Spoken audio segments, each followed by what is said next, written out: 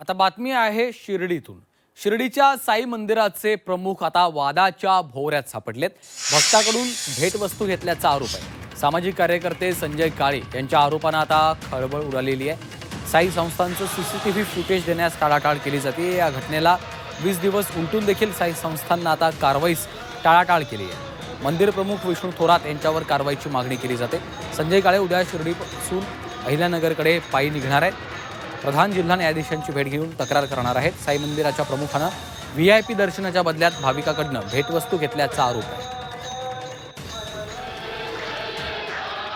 मंदिर प्रमुखाच्या कार्यालयामध्ये कुणालाही जाण्यास परवानगी नाही, कुठल्याही भक्ताला जाण्याची परवानगी नाही।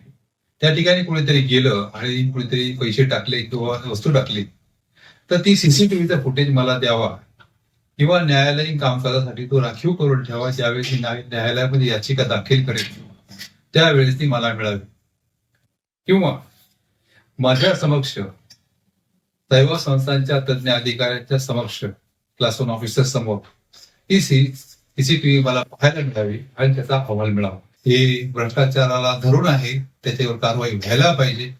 जोपर्यंत कारवाई होत नाही, मला दाखवत नाही, दूध का दूध पाणी का पाणी करत नाही, तोपर्यंत मी माझा लढा चालू ठेवणार।